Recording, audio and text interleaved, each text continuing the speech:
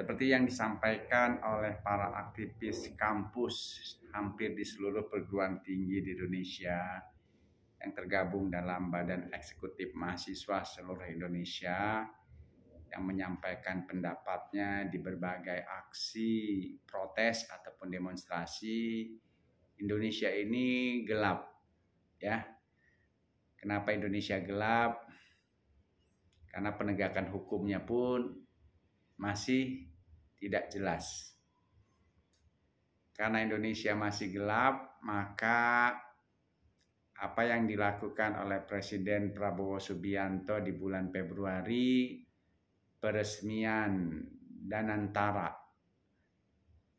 dan peresmian Bank Emas, bank yang mengelola, menyimpan emas yang pertama di Indonesia, walaupun sebelumnya sudah ada BSI maupun Pegadaian, itu ditanggapi dingin oleh sebagian besar rakyat Indonesia. Kenapa ditanggapi dingin? Karena sebagian rakyat Indonesia pesimis. Selagi penegakan hukum di Indonesia masih sangat lemah, selagi pemerintah masih banyak melanggar hukum, melanggar undang-undang, selagi para pelaku korupsi yang telah membuat Indonesia dan rakyat Indonesia pada usaha sengsara masih dibiarkan hidup enak, hidup tenang, maka apapun yang dilakukan oleh pemerintah ditanggapi dingin dan pesimis. Dan antara itu menghimpun dana-dana yang dimiliki oleh badan usaha milik negara, termasuk bank-bank negara, bank-bank milik pemerintah. Kenapa pesimis? Karena sudah banyak contoh lembaga-lembaga keuangan yang menghimpun dana masyarakat, pada akhirnya dikorupsi, dirampok oleh para pengelola dan pengawasnya. Contohnya apa? Asabri, asuransi yang menghimpun dana-dana dari saudara-saudara kita yang berprofesi sebagai anggota TNI, kepolisian, dikorupsi triliunan rupiah. Padahal itu dana ataupun gaji dari para anggota TNI aktif yang nanti akan dapat digunakan sebagai dana pensiun apabila para anggota TNI dan Polri nanti pensiun. Yang membuat miris adalah lembaga Asabri tersebut dikorup oleh direksi dan pengawasnya. Hukumannya pun ringan, ya. Kemudian ada Jiwasraya, asuransi yang berstatus plat merah atau badan usaha milik negara. Ketika sebagian rakyat Indonesia, termasuk juga orang asing yang ada di Indonesia, tidak percaya kepada perusahaan-perusahaan asuransi swasta dan lebih percaya kepada perusahaan asuransi milik negara karena nanti dijamin. Kalau terjadi apa-apa dijamin oleh lembaga semacam LPS. Tapi apa yang terjadi? Jiwasraya juga dikorup. Oleh siapa? Oleh direksinya. Dan tentu atas sepengetahuan komisarisnya. Dan yang terakhir yang amat memilukan, anak perusahaan Pertamina, perusahaan yang berkelas internasional, yang memiliki dana luar biasa. Menurut pihak Kejaksaan Agung Republik Indonesia, terindikasi korupsi dengan cara mengoplos bensin Pertamax dengan Pertalite. Nanti akan kita lihat bagaimana akhir dari para pelaku pencurian dan perampokan uang negara tersebut. Selalu berakhir menyenangkan buat para pelaku korupsinya. Makanya ketika pemerintah meluncurkan Danantara, pemerintah meluncurkan bank emas, selagi hukum belum ditegakkan secara benar, selagi para pelaku korupsi hukumannya hanya beberapa tahun dan paling banter 15 tahun, paling maksimal 15 tahun, nanti potong ini, potong itu, remisi ini, remisi itu, paling mereka hanya mendekam di penjara 3 tahun. Terkadang di penjara pun para pelaku korupsi itu tidak ada, diganti oleh orang bayaran. Nanti kalau ada sidak dari Dirjen Lembaga Pemasyarakatan atau DPR atau kantor Kementerian Hukum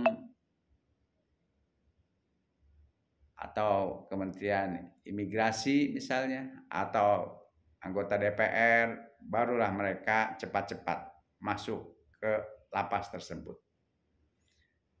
Nah, selagi para pelaku korupsi hukumannya bukan hukuman mati, maka para pejabat tinggi negara, direksi-direksi badan usaha milik negara, begitu mereka mendapatkan kesempatan duduk menjadi anggota direksi dari sebuah badan usaha milik negara yang mengelola dana ratusan bahkan triliunan rupiah, maka banyak sekali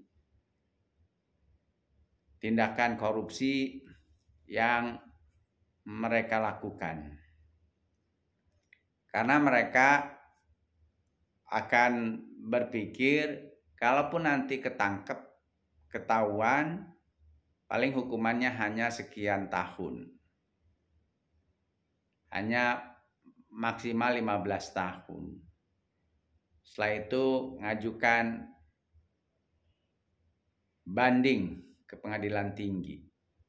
Dipotong, bandinglah kasasi ke Mahkamah Agung, dipotong. Lalu peninjauan kembali, dipotong lagi. Terus nanti dapat remisi-remisi.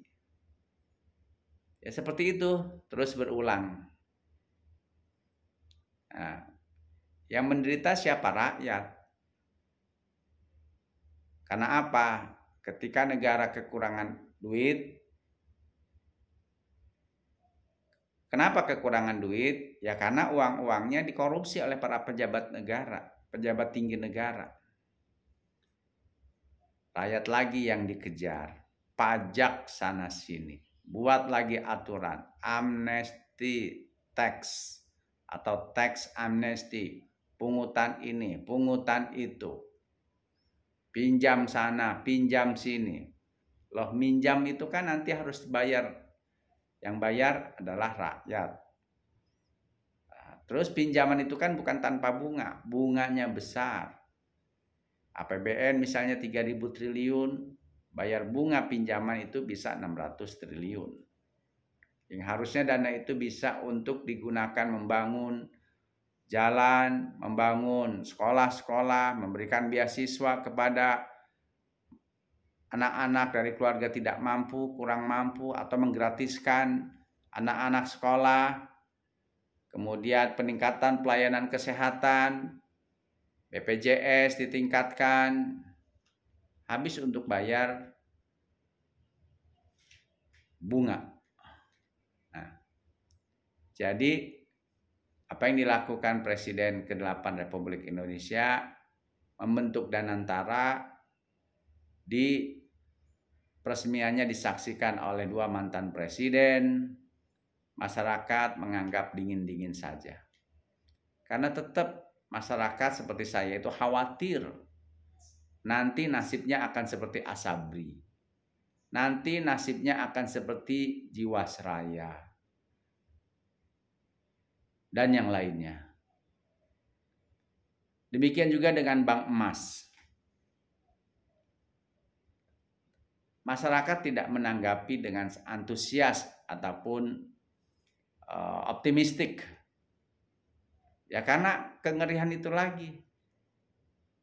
Bank-bank, mohon maaf, badan usaha milik negara itu selalu menjadi kantong-kantong para penguasa.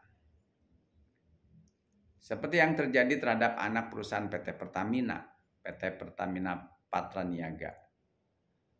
Direksinya sudah dibayar mahal, gajinya sangat tinggi, tapi tidak puas. Terlepas atau ya atau tidak, belum lama saya juga diskusi dengan kawan saya mantan petinggi di Pertamina.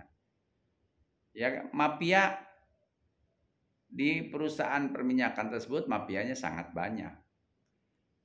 Dan sudah lama pemerintah sampai saat ini tidak bisa menghapus mafia tersebut.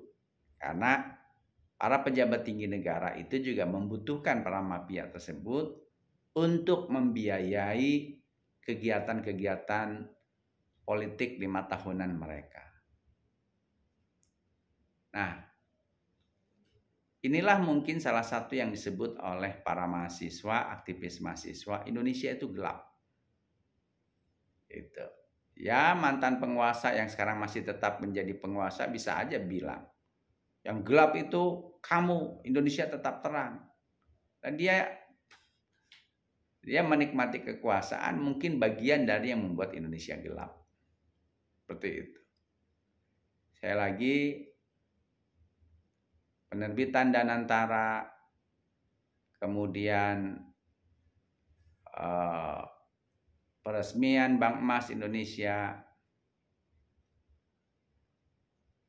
disambut rasa pesimis oleh sebagian besar rakyat Indonesia. Karena apa? Indonesia masih surga untuk para koruptor. Indonesia surga untuk para pejabat tinggi negara yang ingin memakan uang negara dengan cara yang tidak halal. Lalu bagaimana untuk bisa meyakinkan masyarakat supaya lebih optimis, sekaligus juga bisa membuat Indonesia itu ke depan jauh lebih baik? Menurut saya tidak ada cara lain kecuali penegakan hukum.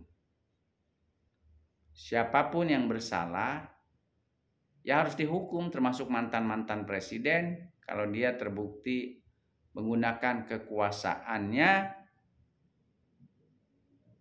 untuk memberikan KTBLC, untuk memperkaya kelompok-kelompok tertentu, apalagi untuk anak-anaknya. Tegakkan hukum. Selain itu juga undang-undang korupsi, pemberantasan korupsi juga harus dirubah. Maka para pelaku tindak korupsi uang negara ya yang sudah terbukti bersalah sampai kasasi, ya hukumannya harus hukuman mati. Seperti Perdana Menteri Cina Rongji beberapa puluh tahun yang lalu, dia komit agar Cina maju, maka pemberantasan korupsi harus benar-benar dilakukan dan sanksinya adalah hukuman mati. Termasuk kalau dirinya melakukan korupsi, maka siapkan peti mati. Yang berikutnya adalah DPR harus segera mengesahkan undang-undang perampasan aset. Siapapun pejabat tinggi negara yang terbukti melakukan tindakan korupsi, apalagi sampai ratusan miliar, sampai triliunan, aset-aset hasil korupsinya harus disita. Tapi kan nyatanya anggota DPR RI hasil pemilu 2024 masih keberatan. Ada apa ini? Harusnya kalau DPR keberatan, ya pemerintah lebih tegas lagi. Banyak cara kok pemerintah menekan DPR supaya undang-undang untuk kepentingan bangsa dan negara ini bisa disahkan. Seperti itu. Nyatanya tidak. Nah, undang-undang KPK malah dirubah, malah meringankan para pelaku tindak korupsi. Apalagi kalau sinyalemennya Sekjen PDIP Hasto Kristianto benar. Undang-undang KPK dirubah karena 2 anak penguasa sedang menjadi pejabat atau kepala daerah. Jadi supaya tidak ditangkap tangan dalam melakukan KKN, maka undang-undang KPK-nya yang dilemahkan, termasuk KPK-nya yang dilemahkan. Dipilihlah orang-orang kepercayaan sang penguasa untuk duduk sebagai komisioner KPK. Makanya aman anak-anaknya. Seperti itu. Jadi pada saat rakyat Indonesia pendidikannya masih rendah, hidupnya miskin, perekonomian susah, cari pekerjaan susah, para penguasa masih pesta pora. Masih istri dan anak-anaknya masih flexing. Inilah yang disebut Indonesia gelap. Jadi apapun yang dilakukan oleh pemerintah, apalagi itu berkaitan dengan kekayaan ataupun uang negara, rakyat menyambutnya dingin. Menunggu, waduh, jangan-jangan ini untuk persiapan pemilu 2029. Waduh, jangan-jangan ini nasibnya akan seperti sama dengan Jiwasraya. Waduh, ini jangan-jangan nasibnya akan sama seperti Asabri. Nah, karena itu saya menyarankan kalau memang Pak Prabowo itu serius ingin membawa Indonesia keluar dari belenggu kemiskinan, ya, keluar dari krisis ekonomi, menurut saya tidak ada cara lain kecuali penegakan hukum. Siapapun yang melakukan tindak pidana korupsi, ya diberikan hukuman. Bila perlu hukuman mati, saya mendukung hukuman mati. Terus dorong DPR untuk segera mengesahkan undang-undang perampasan aset. Seret para mantan pejabat termasuk presiden apabila terdapat indikasi menyalahgunakan wewenang, merugikan negara, memperkaya kelompok-kelompok tertentu, seret ke meja hijau. Apakah kemudian nanti bersalah atau tidak, buktikan di pengadilan.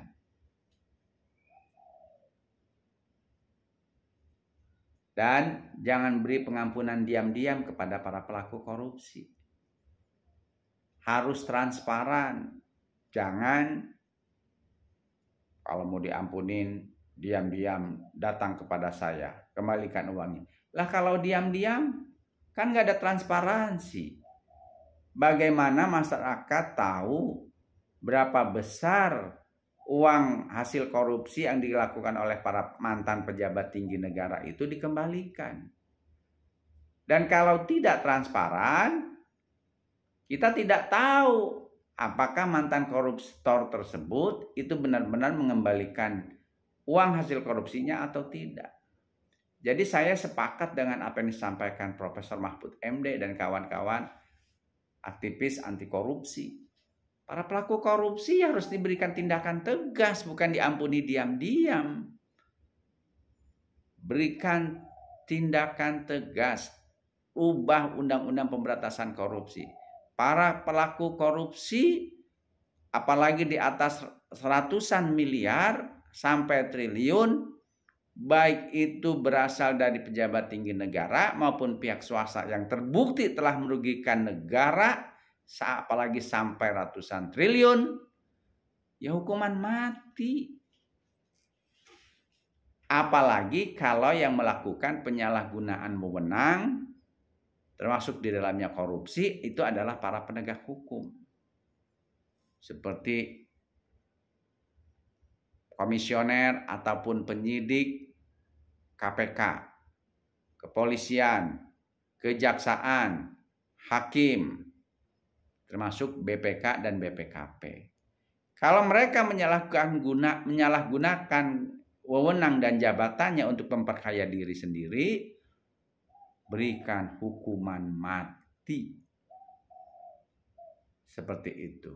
Kalau tidak, ya para pejabat yang sedang punya kekuasaan dan kewenangan itu dengan seenaknya mereka akan menyalahgunakan kewenangan dan kekuasaannya untuk memperkaya diri. Yang rugi adalah Indonesia, rakyat Indonesia, dan negara Indonesia.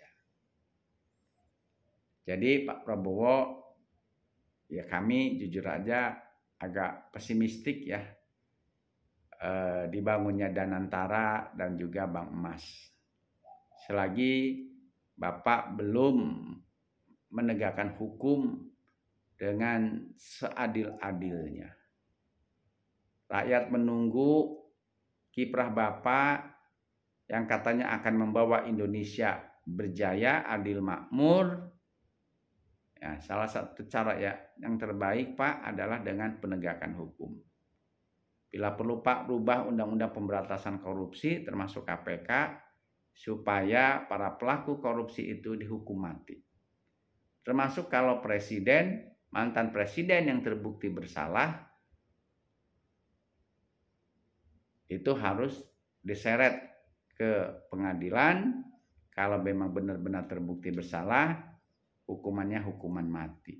Dan yang lainnya adalah undang-undang perampasan aset. Para pejabat yang terbukti korupsi, harta benda hasil korupsinya disita negara untuk digunakan sebesar-besarnya bagi kemakmuran dan kesejahteraan rakyat. Tanpa itu hanya omon-omon saja dalam hal penegakan hukum ini.